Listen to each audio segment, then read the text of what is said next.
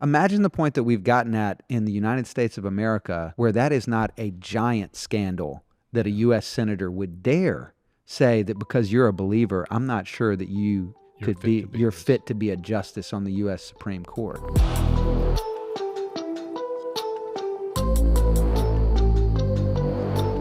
So in the second episode with Cliff, we go deep down the rabbit hole of the walls of the White House and how the political world is shaping right now, what's going on in our world, and how his new book is going to talk about those things, and also what the Bible says about the things that are going on in this world, and so many different things about China, about the CIA, the FBI, all the different government agencies. You're going to love episode 2 with Cliff Sims. So the first book you wrote, Team of Vipers, wonderful book. And I think for me, this is maybe a personal preference, the key for a book to be any good, whether it's be a self-help book, a fiction book, anything like that, is it's the writer. It's the guy. It's the way the words are coming off the page. Like, for example, Mark Batterson. You know Mark Batterson? Mark Batterson could rewrite the phone book and I'd go buy it. Right. Okay? I don't think he's a wonderful orator, but for a writing standpoint, the guy kills it. Right. Okay? Team of Vipers was that. Give me the short version of Team of Vipers because I want somebody to see this. And I highly recommend this book. It's a great read. It's just like every page is like, oh crap. So give me the 90-second version of Team of Vipers and when you wrote that book and how and why you wrote that book. Well, don't let me forget to give you the best book writing advice that someone gave me when I get done with this explanation. So don't forget. Team of Vipers. When I left the White House, I realized while we were in there that there were really a couple of types of books that had been written. One were people who hated Trump's guts, who turned on him, stabbed him in the back, wanted to make the place seem like it was awful, he was terrible, set the place on fire. The other kind of book was everything is the greatest thing that it's ever been. There was not a single thing that could have been done differently or better. It's just the sycophancy at an unbelievable level, right? Yeah. Which even Trump doesn't want that. Trump appreciates people who shoot straight with him. My idea, and the third type of book was journalist books, which even the best journalists are beholden to their sources. They're not actually there. So they're having to rely on secondhand. It's all secondhand. Someone told them, and they, even if they're trying to do their best, they're still telling a secondhand story. So I wanted to be the only person who was actually in the room who wrote a book that was like, it's just the truth as I saw it. This is how. Some positive, some perceived as negative. Some things we could do better. Some things I personally could have done differently, better. The whole deal. And so that was my mission in writing the book. I was just going to tell the truth, and the book came out, and it was a huge New York Times bestseller. But it also, I think there was a misunderstanding between Trump and I initially because he had seen so many people stab him in the back. He thought that I was trying to hurt him, and so we had a disagreement over that. He sued me over the book, and then pretty quickly realized, oh, Cliff's not out there trying to attack me. No. I think this is, we've had a misunderstanding basically. And we were able to patch things up, and that's why I actually went back and worked for him again after that. Yeah. And still to this day, I still text with him, and we still, are on great terms now. But that's the short version of that okay, book. There's somebody out there that wants to be a writer, or somebody out there that knows someone that wants to be a writer. Okay, as a New York Times bestseller, what's the best book writing advice you could give to somebody? Show me, don't tell me. Explain. Show me, don't tell me. This is what my agent told me before I wrote my first book. If you are writing your story, you were there. You saw and smelled and felt everything that was happening in that room. Mm-hmm. The reader didn't. So instead of saying Thomas Cox and Cliff Sims had an in-depth conversation for an hour, you would say Thomas Cox was sitting there. He was leaning forward. His elbows were on the table. He was leaned into the microphone. He's looking intently as Cliff looked back at him. Behind them, there was a blue and black stripe across the wall that had Cox's logo on it for his podcast. There was a tiniest bit of an echo in the room. Not much, but just enough that if you listened intently, you could hear the sound bouncing off of the hardwood table that Thomas Cox had his elbows on. I mean, now you're in the room. So I just showed you what it's like in this room. I didn't tell you what happened. So I spent a lot of my time in writing my book where there would be kind of if you was a movie or a TV show, you would call them set pieces. Yeah. So here is a scene that took place. and I would try to immerse the reader in that scene as much as I could. So I want you to feel what it's like in the Oval Office, because the Oval Office it's different. So I'm not just going to tell you we were in the Oval Office. I'm going to tell you the first time I walked into the Oval Office, I couldn't help but notice there are no shadows, because the room is lit so well that there's not a single shadow in the entire room. And if it's dead quiet in there, you can hear the 6'5" tall grandfather clock that was made in the 1700s of rich mahogany ticking away quietly the moments of history for decades. And if you look up at the ceiling, you would see an eagle medallion surrounded by 8 pointed stars. The only place I've ever seen 8 pointed stars is on the ceiling of the Oval Office. If you look around the room, it's eerie because in an oval room, there's no corners. Some presidents have said there's nowhere to hide in this room.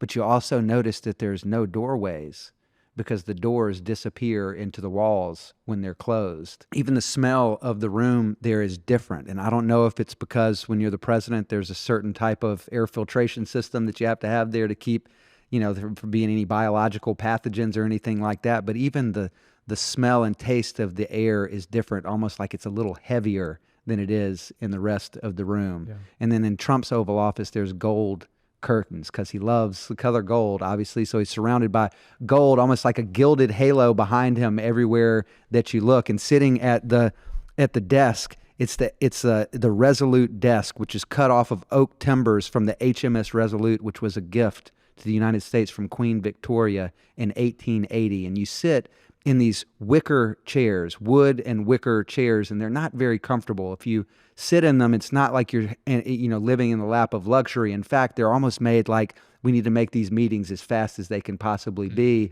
And so the chairs aren't very comfortable. And they're arrayed in front of the president, 4 or 5 of them out in a semicircle right in front of him, almost like he's the guest reader at your child's classroom, and you all are the children sitting there around and listening at the master's feet. That's how you explain what it's like, what it feels like to be in the room. Show me, don't tell me. Not 4 levels more of painting a picture.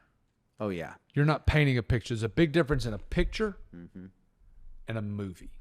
You want to take them into the movie. You want to take them behind the scenes. You want to take them there. So like as I'm reading Team of Vipers, I'm sitting there and I'm next to Cliff sitting in front of President Trump. Yeah, that's right. That's exactly right. It's got to be a level of immersion that feels at first like overkill. Because when you're writing it, you're like, all right, the person reading this is going to be like, I freaking got it. Let's get moving here. But it's actually not like that. Which is why you have to write it and then you need to read it back as a reader. I would write something and I would put it on the shelf for a week and then come back to it and read it with fresh eyes. And then you can do you have the right balance of immersion and perspective? Immersion and perspective. Take them in, show them, don't tell them. And then, okay, what should I think about this? Help me as the reader know what I should take away from this. And so that's what I was constantly doing in my book, immersion, perspective, immersion, perspective. Okay, last question before I want to talk about your new book. There's a difference in writing a book and writing ads. What's the difference, in your opinion, between the copy of writing a book and the copy of writing an ad? Well, in an ad, the main thing is a time constraint. In a book, you don't have the time constraint. Now, this can be a good and a bad thing. Sure. There are parts of Team of Vipers now that I'd probably axe in retrospect because maybe I went a little too far. Okay. And maybe it was too, every part of my story is interesting to me. Yeah. And it's very difficult, like, to have an editor who can give you good perspective on, I see why that's interesting to you and this is your life, but maybe you should cut that out, make that half the length it was, whatever. So the time constraint can work as a hindrance as much as it can be a benefit. But you better get the bottom line up front in an ad, and you're basically hitting people with a blunt force object to grab their attention, keep their attention. Then they have a takeaway. With a book, it's like comparing this conversation we're having to a segment on CNN. If we're on CNN, everything that we've talked about for the past 20, 30 minutes, I would have had to pack into 3 minutes. So it's just it's a completely different universe of communication. And this is one of the reasons why I think podcast conversations have become so huge that Sure. there's a huge market for this kind of conversation because people are sick of getting punched in the face with an ad or getting hit with a talking point and a sound bite instead of being really able to really unpack things. I'll give you a perfect example of how this played out in real life. I went on CNN. I don't even know why, but I went on CNN, and this was before Don Lemon got fired. Don Lemon was on there. And Don Lemon decides he wants to argue with me about Charlottesville when there was the protest over the removing of the Confederate monuments in Charlottesville, and it sparked mayhem. There were neo-Nazi protesters there. There were, Antifa lunatics there on the other side.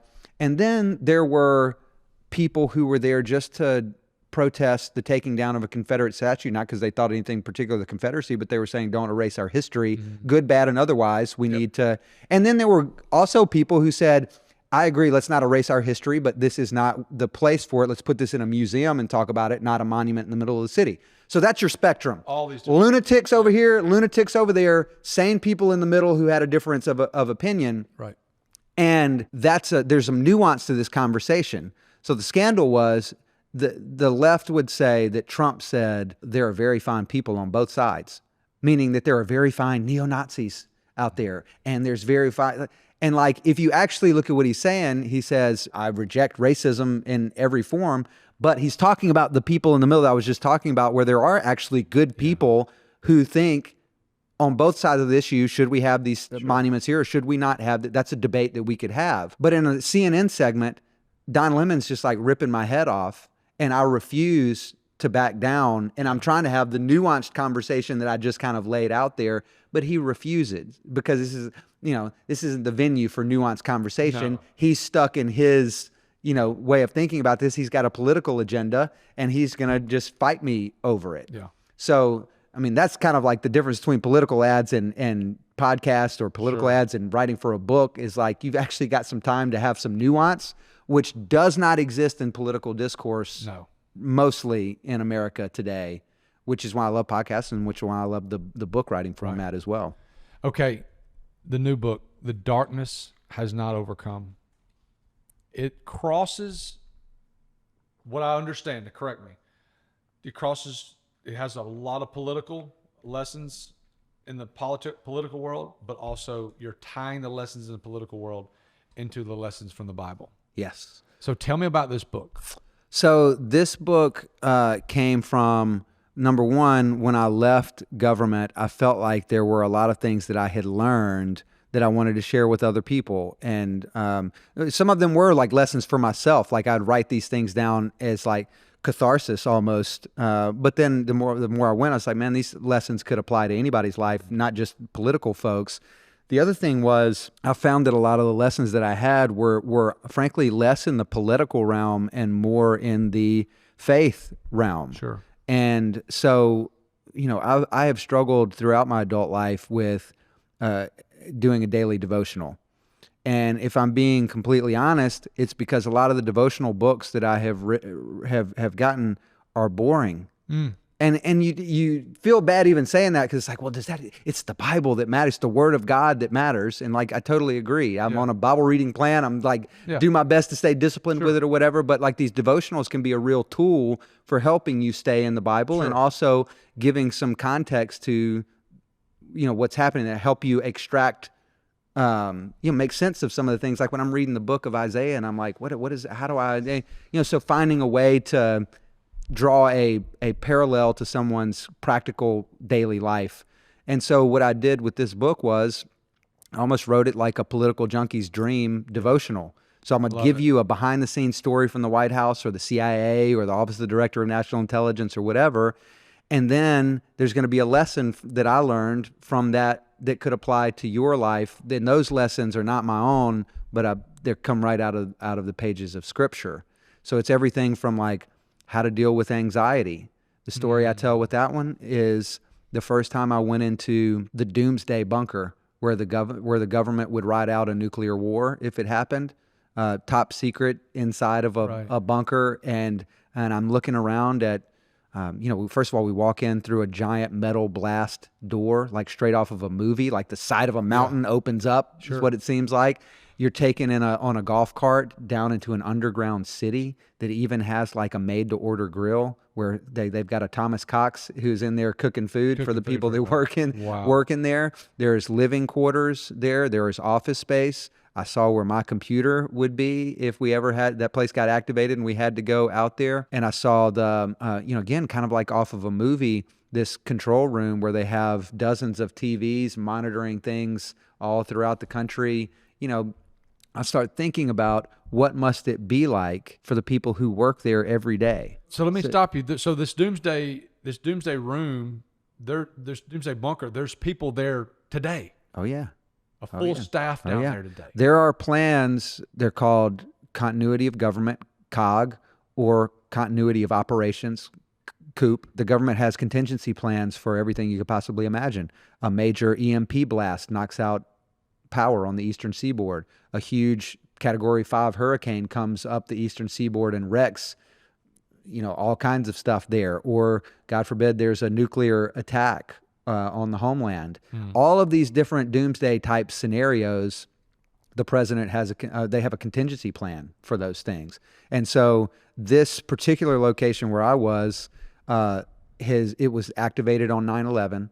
Has not been activated since then, but they have people who are there, who work there every single day. So you think about these people's lives, where basically their entire life is devoted to prepping for the worst thing you could possibly imagine. I looked into data on how much anxiety exists in this country. 83% of people say that they feel anxious, that they stress over various things.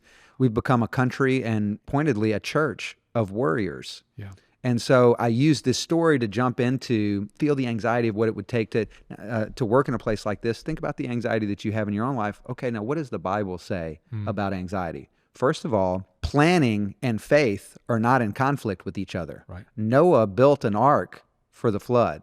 Joseph stored up grain in the lean years so planning is not showing a lack of faith. But as we plan our lives, we do it in faith, knowing that the God of the universe is the one who's ultimately controlling events. And that frees us from having to have anxiety about it because he's in control of it. Now, we plan, we do the right things, make smart decisions, that kind of stuff. Sure. But we have faith ultimately in him. So that's an example of like a story I tell with a faith takeaway. And that's how the book works.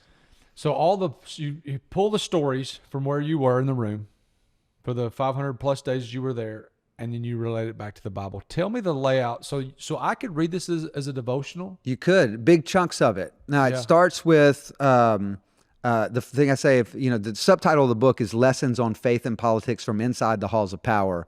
The first thing I say is if you're going to understand anything about me, it's that I grew up as far from these halls of power as you could imagine. So I give you some context for who I am and where I come from. And then it's a series of 45 or 50 of these type of stories. Wow, that many. That's great. Story, then takeaway. And then at the end, I have a few chapters that are a commentary on things like how should believers engage in politics? What about if you're a pastor and you're thinking about how do I handle difficult political issues from the pulpit? How should I be thinking about those things? So it's basically the intersection of politics and faith and commentary on what's going on in the country today. And I end the book talking about those things. If I'm not into politics per se, is this still a good book for me?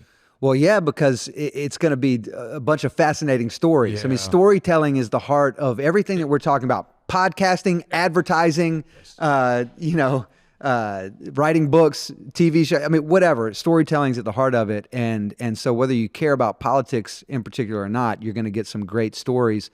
And then it's going to be packed with some real biblical meat that could apply to your life no matter what you're going through. Right. Did you get much persecution for wanting to write a book that is so spiritually heavy? I wouldn't say that I've been persecuted on it. I mean, not yet. I mean, who knows? We'll see where things go. Yeah. But it was an interesting experience with the publishers because like my first publisher who published my first book that was, big New York Times bestseller, et cetera, et cetera. You would think, well, they're probably going to be interested in doing whatever next book you want to do. They're probably going to want to do that one too. Didn't want to touch it. The faith angle scared them to death. What was also interesting is the political dynamics scared the Christian publishers to get to death. So it's difficult to find the right publisher for it, and ultimately did find somebody who's willing to kind of, take a gamble on it, I guess, so to speak.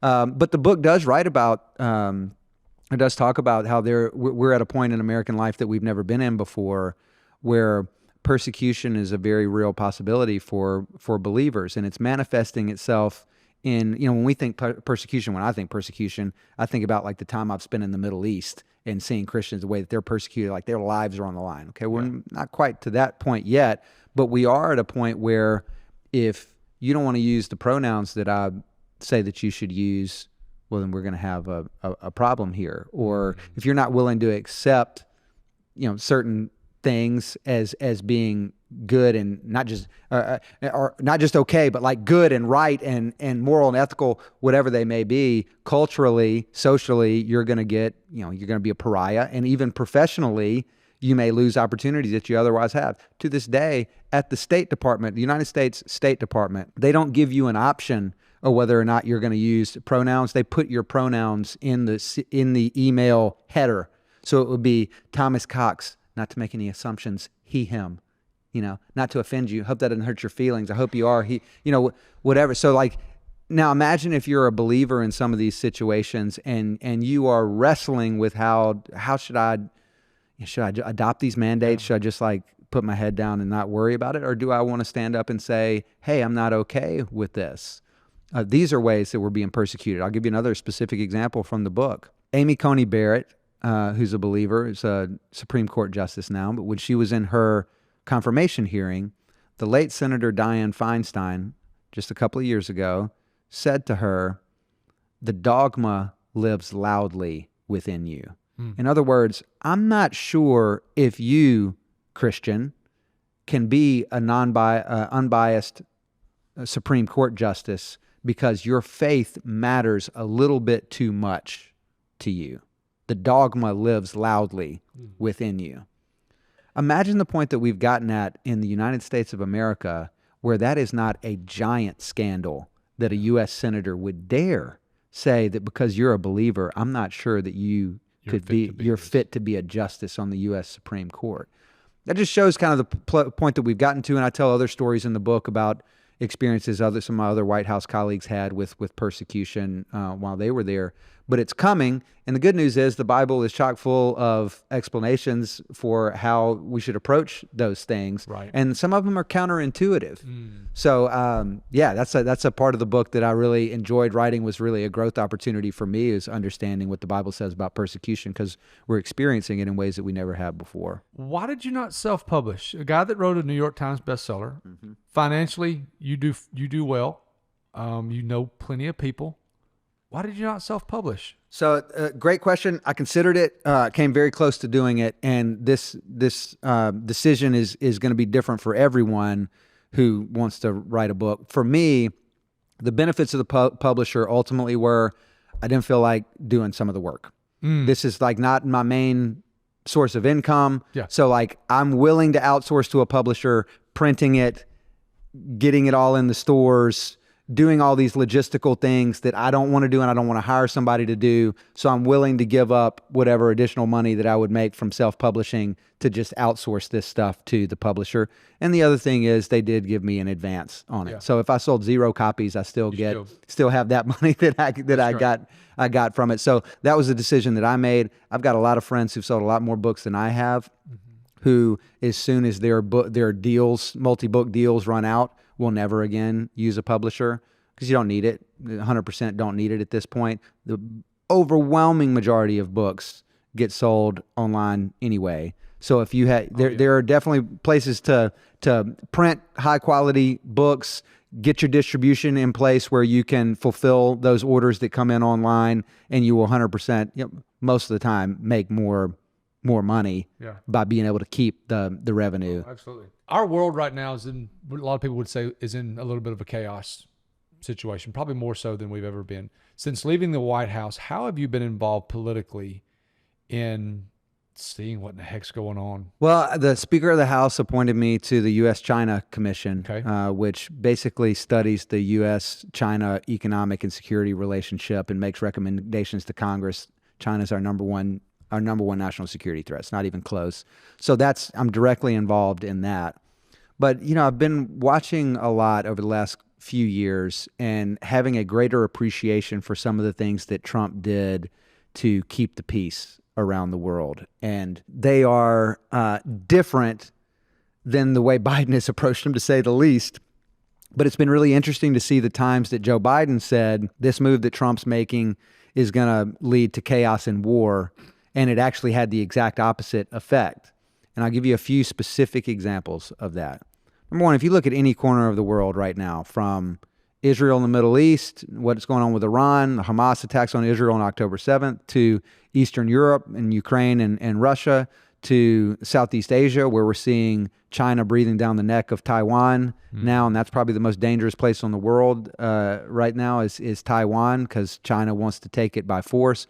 If you look at the U.S. southern border, where we just got tens of thousands of people streaming across our border every single day, many of them, a not insignificant number of them, on the terrorist watch list. When they get apprehended, we realize, oh, shoot, we let in another person from the terrorist watch list. And these are not Mexican people. These are from all over the world. Oh, yeah. Go down there. There's thousands of Chinese nationals, thousands of Middle Eastern nationals, various countries in the Middle East coming through there.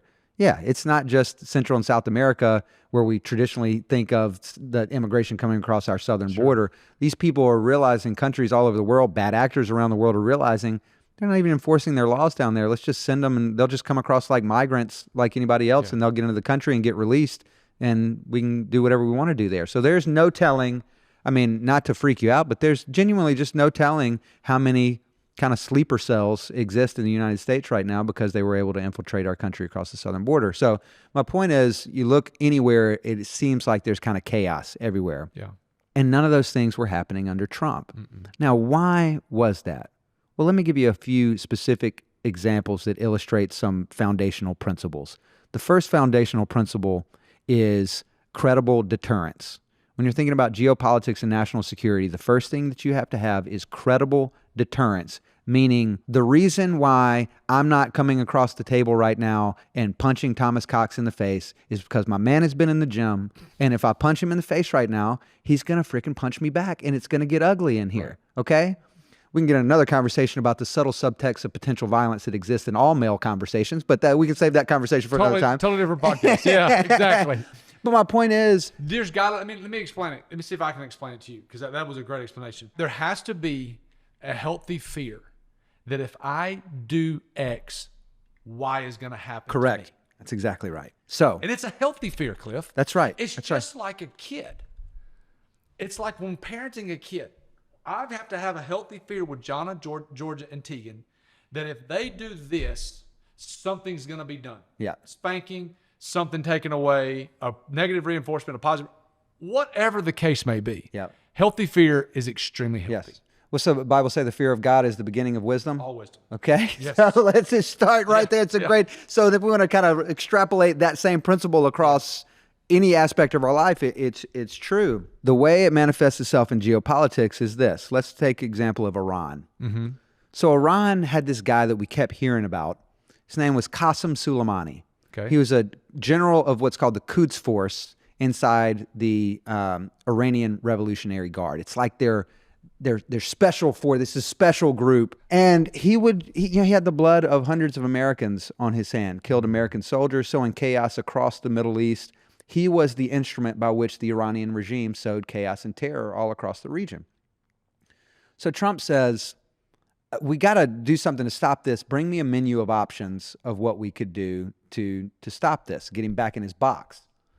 Well, the first thing we got to do is, the Iranians got all this money from oil and everything else. Let's choke their economy. So we're going to slap sanctions on them where they can't export their oil around the world anymore.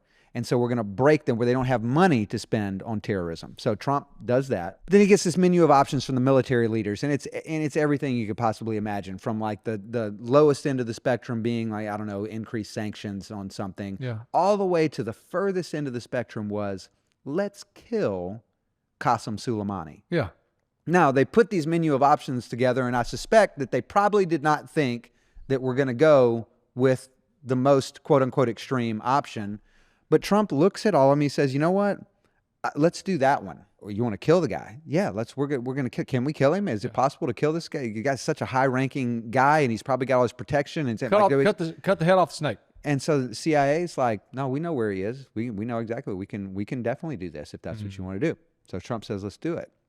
So as Qasem Soleimani and his motorcade are leaving the airport in Baghdad, a MQ-9 Reaper drone shoots a missile, Hellfire missile, through his convoy with a very special, now I'm getting into the details. Yeah, let's do it. A very special missile. Most missiles you shoot and they blow something up, right? Not this missile, because we don't want to have civilian casualties. So how can we stop that? So imagine we're sitting in this room that we are now. If this missile came through the roof, it would not blow up. It would turn into the world's most deadly blender, where it basically, they call it the flying Ginsu, because it's like a bunch of knives come out of it and just cut everything in this room to death, basically.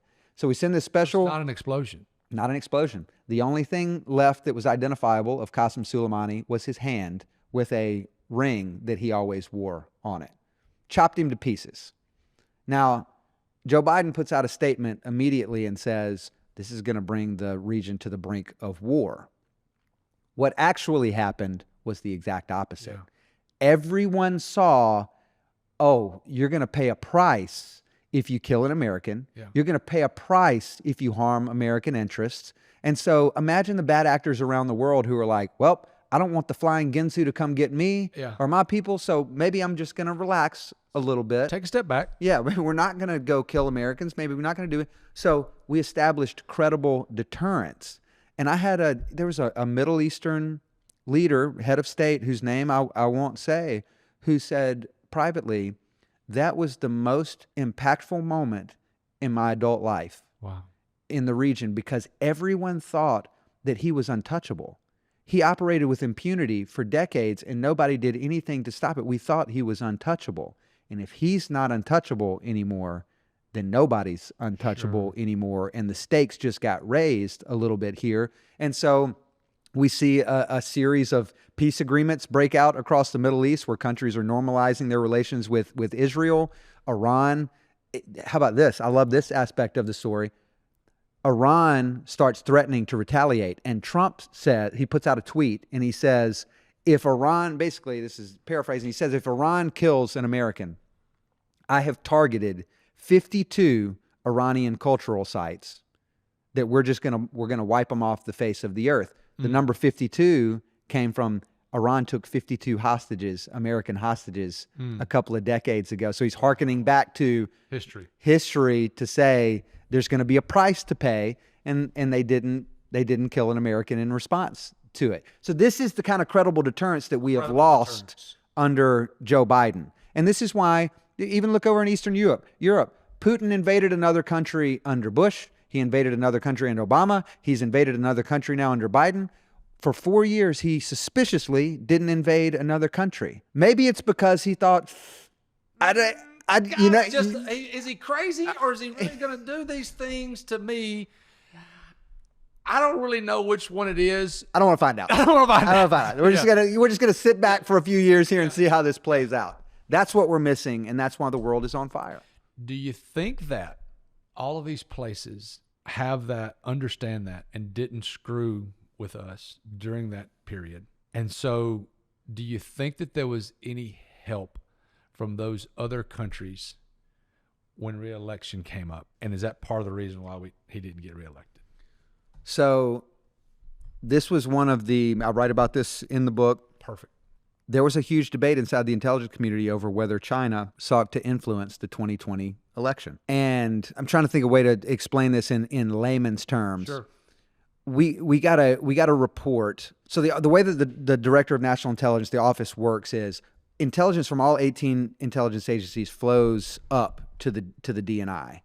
And so we put together the president's daily brief with intelligence from all these different agencies. It was created after 9/11 because one of the problems that happened in leading up to 9/11 was the intelligence agencies weren't talking to each other. So the DNI is kind of this, synergizes all these things, brings them all together, and breaks down those walls. And so we've got a central location where all of the different agencies can kind of feed this intelligence into.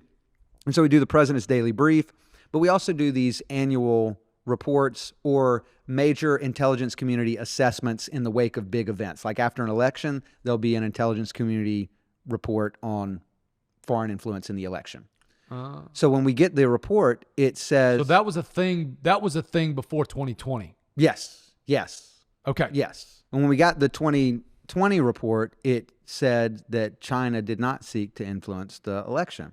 Well, we were sitting there kind of scratching our heads because pretty clear from the intelligence streams that we have been watching over the, in the lead up to the election that they were trying to influence the election. And so we bring in this guy, his title is the Analytic Ombudsman. The Ombudsman basically referees disputes inside the intelligence community over analysis. So if you were an analyst and you said, I'm looking at this fact pattern and I don't think that the Chinese sought to influence the election. Say if I'm looking at the same set of facts and I have decided I do think that they tried to influence the election, somebody's got to referee that dispute. Correct. So the ombudsman comes in and looks at it and says, like, okay, what's going on here? Let's try to referee this dispute. And what the gentleman found in the course of his investigation, this is unclassified now, was that there had been a politicization of that process, that there were some people in the intelligence community who said, and this is nearly a direct quote, I was scared to assess that the Chinese had sought to influence the election because I did not want my intelligence to be used to support Trump policies toward China. So this is like a huge scandal that got almost no media attention around it. But now I can't remember the initial question that you asked to get me into that story. But other countries are definitely, other countries are definitely trying to influence the election. How do they do that? Do they do it by money? Do they do it by illegal stuff? Or is it all the above? So there are a few different ways that they influence not just the election, but the American political process. And I'm going to use specifically China because China has become the worst actor in this. One is you influence discourse online. So you have bot farms and different things. You build these accounts that spread your propaganda, or more often than that even, they exacerbate existing tensions in the United States. So they try to stoke the racial tension fire or stoke the, what's happening on college campuses right now. There are certain foreign actors who I guarantee you love what they're seeing and they're stoking that fire. Old school online. 1984 stuff. 100%. Wow. So that's one. China is different because they have the resources to do it in at a scale that really we've never seen before. And even, on Facebook, Meta, properties, Instagram, et cetera, and other social media companies, a company called Graphica that assesses this stuff as a private company, follows it, said the largest social media influence operation they've ever seen was the 2022 midterm elections by China on social media. So that's one area.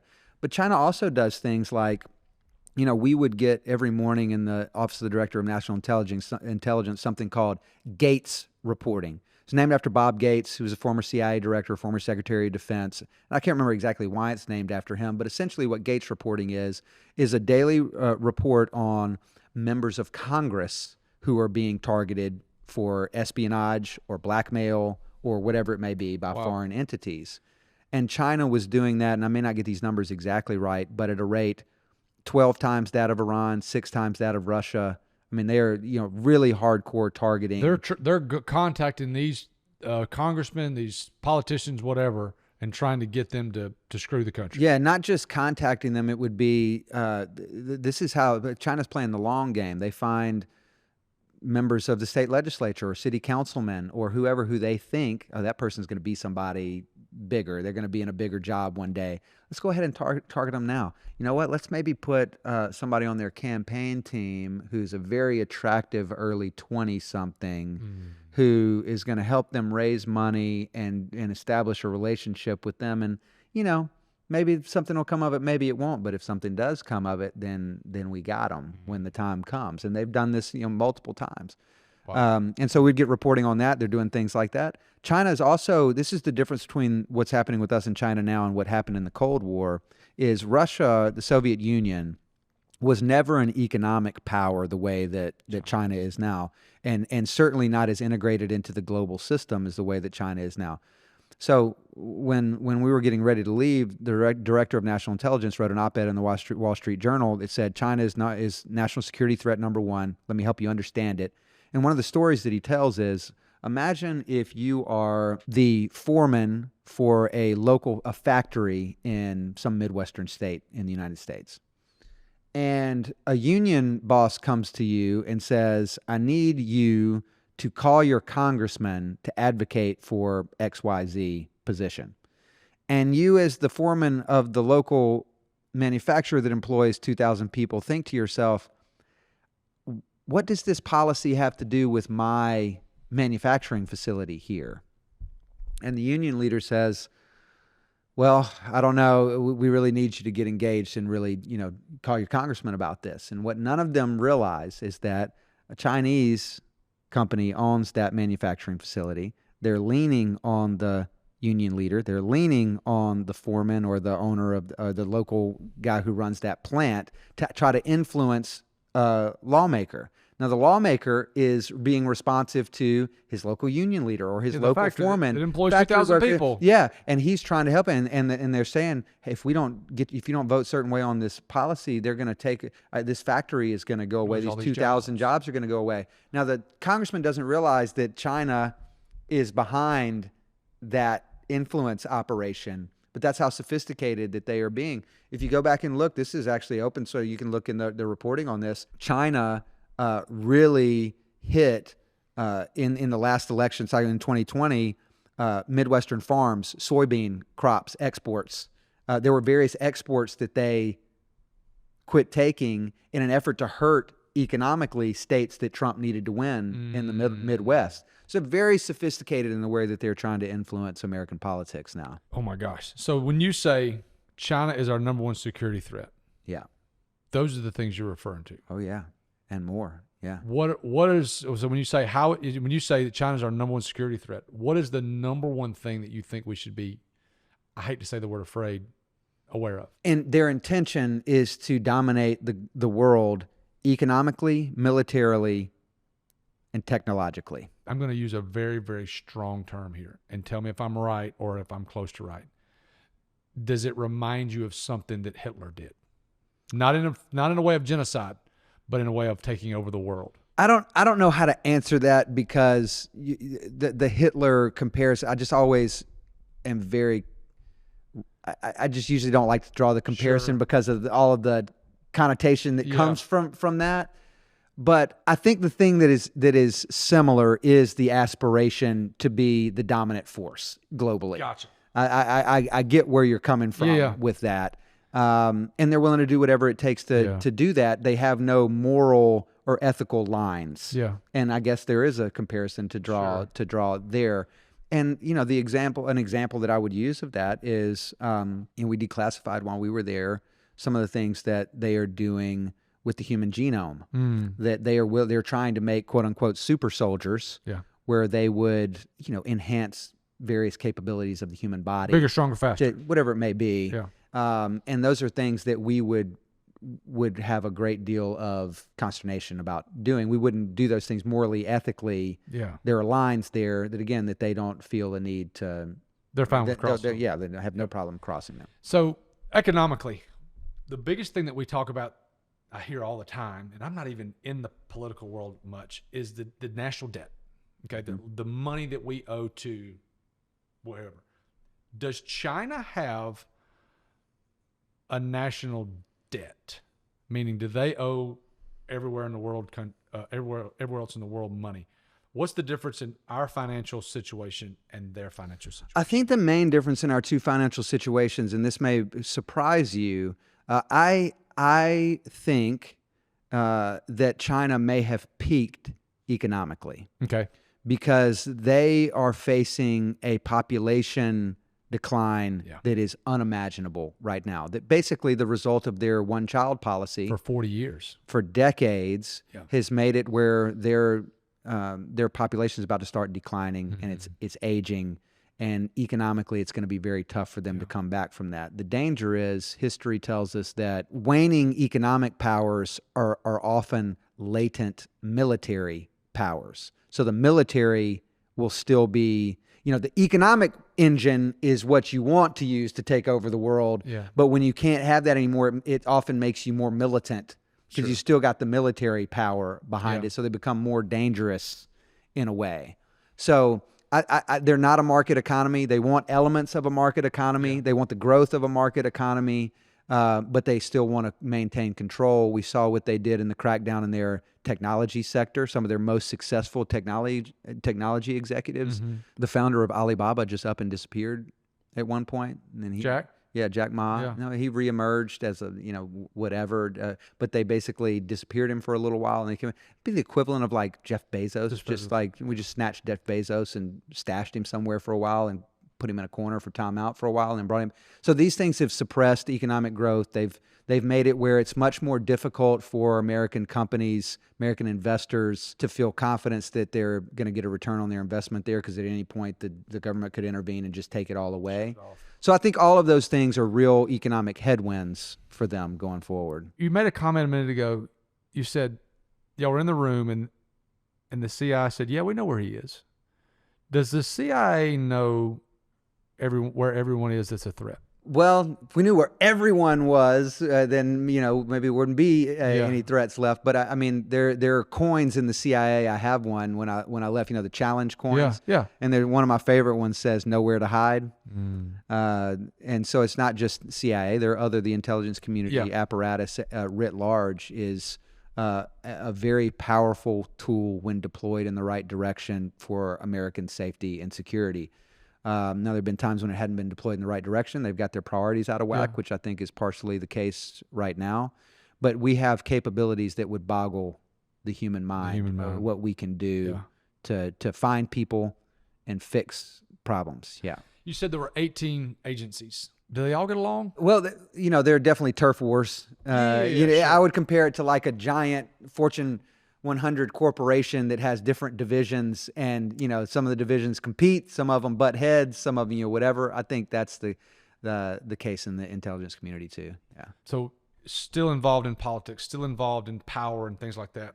Who are some solid people in the political world right now we should look to? Well, I think most of them, their names you wouldn't know. Okay. And they're people up there who are staffers and aides and lower level people that are not the famous names, who are really trying to do the right thing and serving the country. But then there are some good folks in elected office too. I mean, I really think a lot of our congressman who represents us here in the Birmingham area, Gary Palmer. Yeah. He's a real believer. I've seen it behind closed doors. I've seen the way he is. I think he's a really good guy trying to do the right thing up there. Barry Moore, my old Sunday school teacher. Right. He's in Congress up there.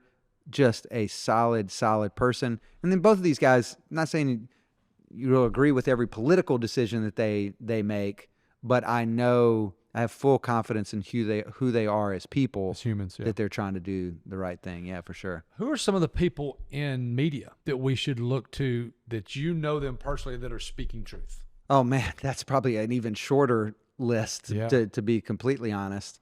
I mean, Tucker Carlson has become a good friend of mine, and he's another one who, I don't agree with everything that Tucker says. Tucker doesn't even agree with everything Tucker says in retrospect sometimes. Right. You know what I'm saying? Like he's if like, you look back. I was like, well, maybe I was. But I do think that he is fearless and is willing to say some things that others would be scared to say because of he gets tarred all the time. It's like, Tucker Carlson's a tool of Putin. Like, shut up. Like, give me a break, So Tucker's a good guy. I've been surprised by I tell some of these stories in The Darkness Is Not Overcome of my experience with some of these media figures. I mean, Stephen Colbert. Yeah. Stephen Colbert, I go on the Late Show, and, I'm ready to go out there and just get my freaking teeth kicked in because it's, it is what it is. I know what I'm getting myself into and all of these kind of shows.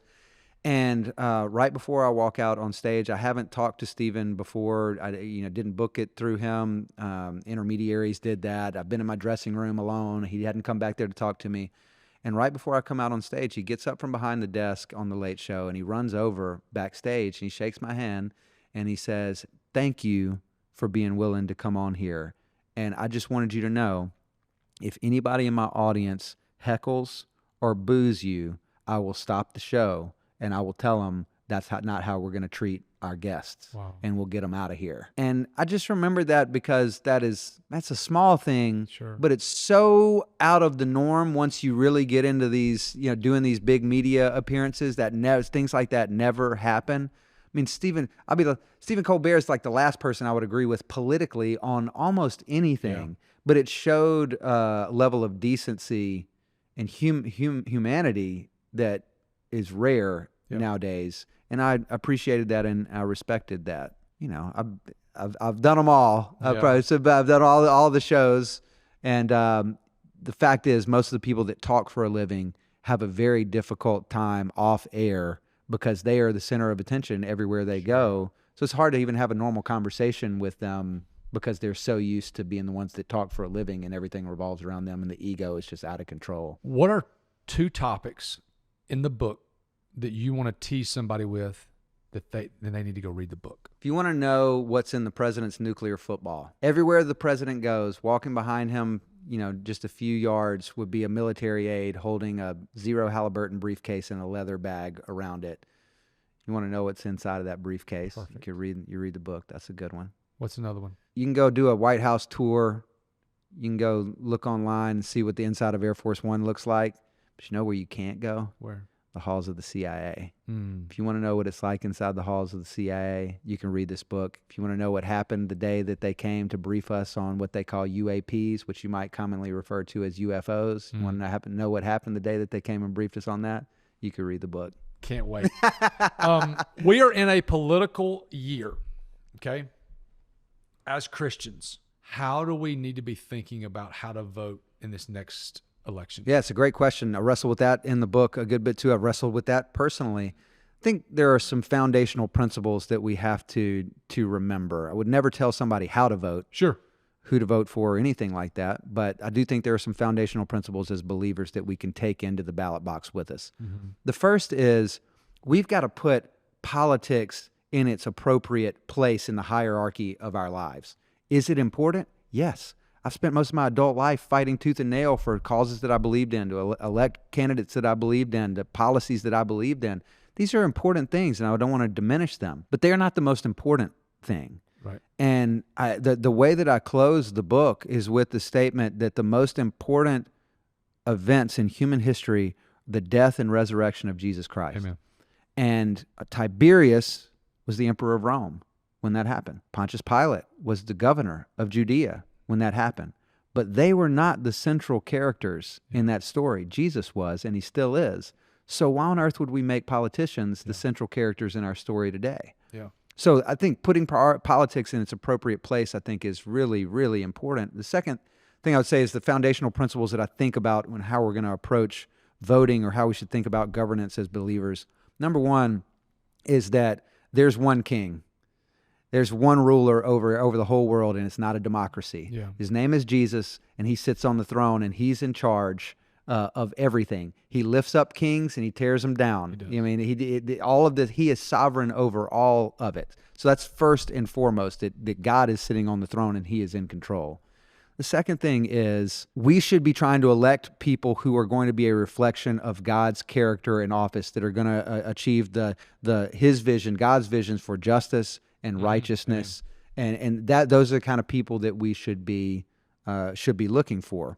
So that's number two. The other thing is we're going to be held accountable. Rulers are held accountable. It says in Scripture, people who rule are going to be held accountable for the decisions that they make in those offices that they have been entrusted to. God has empowered humans to rule the earth on his behalf. Mm-hmm. As we see that very early in the Bible, that he's given us dominion over his creation here. Right. So that still happens, and we're going to be held accountable for the decisions that we make. Now, you would say to yourself, well, I'm not a ruler, I'm not a king, I'm not a congressman, I'm not a whatever. How does that even apply to me? Well, it actually applies to you more than you think, because in America, ultimate power lies with the people. And so you are both governed and the governor in that regard. And so when you walk into that booth to vote, realizing you're going to be held accountable for the decisions that you're about to make. That's powerful. It's going to give you some pause and really think about weighing these issues, taking them a little bit more seriously than maybe we do sometimes, and go in there and flippantly just like cast our ballot and be done with it. So again, I wouldn't tell anybody how to vote, but those are kind of the foundational principles that I would say I would use to apply to any of the decisions that you're making about voting. And ultimately, we do want leaders who are going to reflect the character of God in the decisions that they make, that they're the God's vision for justice. What does that look like? Well, it's fortunately enshrined in some ways in our founding documents that we hold these truths to be self-evident, that all men are created equal and they are endowed by their Creator with certain unalienable rights, that among them are life, liberty, and the pursuit of happiness. So what leaders are going to protect life, going to protect our liberty, and give us the opportunity to pursue what God's plan is for our life, because that's where true happiness is found. I mean, that's the way that we need to be thinking about how we're going to cast our ballots. Before we go, I got to ask this question. Have you ever thought about running for any kind of office? Sure. Yeah. No, I've thought about it before. Is that in the plan at all? It's definitely not in the plan. Yeah. But I also wouldn't rule it out. I mean, I don't, one of the things I realize in politics, people get consumed by it and start planning their lives around 4-year election cycles, and I'm just not going to do it. And so if it lined up and it made sense for where I was at in my personal life with my family and all of that kind of stuff, and it was an office where I felt like I could make a difference, I would consider doing it at some point. But I feel liberated that I don't need it. Mm-hmm. And so many people who get in this world need that so bad. I mean, I could tell you specific examples of people right now that I have known since the 2010 timeframe when I got involved in politics, and here we are 14 years later, who every moment of the last 14 years of their life has been devoted to trying to set themselves up for the next thing, for the next election cycle, to run for the next office. And I know that they're not fulfilled, one, because they haven't gotten what they've been chasing. Sure. But even if they caught it, it would be like peeling an onion. They finally peeled the whole thing, and now there's nothing left. So they're never going to be fulfilled by it. So maybe one day, but I'm not aspiring to do it, and certainly not plotting to do it. Gotcha. Hey, this has been great. I've learned so much, but I also hope that I want to get this out there about your book. This book, go out there, buy the book. I'm extremely excited about this. Here's why I'm so excited. I'm so excited because I love Cliff, and I know the human being that's sitting across from me. The first book was wonderful, and usually when the first thing's good, the second thing's either going to be better or as good. So a little bit of pressure there, but go out and get the book. If someone wanted to find you, contact you, get in touch with you, because I know you do a ton of consulting on all things communication, the political thing. Where can someone find you? Yeah, I'm on Twitter and Instagram. You can DM me on there. Great. That's probably the easiest. What's your handle on Instagram? At Cliff Sims, CliffSims. Same as Twitter? Twitter's got an underscore between my first and last name, but yeah. Gotcha. Perfect. Hey, Cliff, thank you so much. Thanks for having me.